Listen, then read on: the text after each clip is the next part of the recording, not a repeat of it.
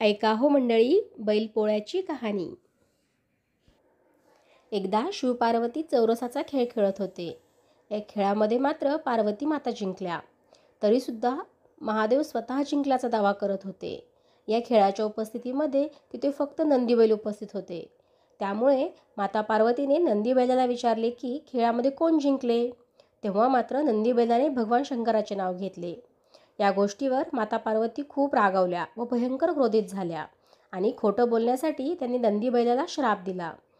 या श्रापामध्ये माता पार्वती असं म्हणाल्या की तू पृथ्वीवर जीवन जगशील. तुझं जीवन हे सामान्य नसणार.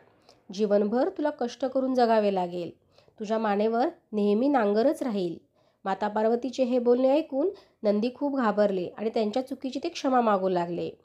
त्यावर मात्र माता पार्वतीने त्याला म्हटले की तू आता तिथे जीवनभर कष्ट करत राहशीलच, मात्र शेतकरी तुला एक दिवस देव म्हणून पूजा करतील.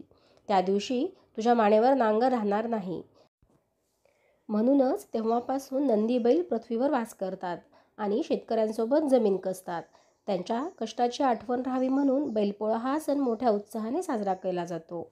बैलपोळ्या दिवशी बैलांबद्दल असणारी कृतज्ञता व्यक्त केली जाते. त्यांना देव म्हणून त्यांची पूजा केली जाते. त्यांना गोडधोड खाऊ घालण्यात येते. या दिवशी विशेष म्हणजे पुरणपोळीचा नैवेद्य त्यांना दाखवला जातो.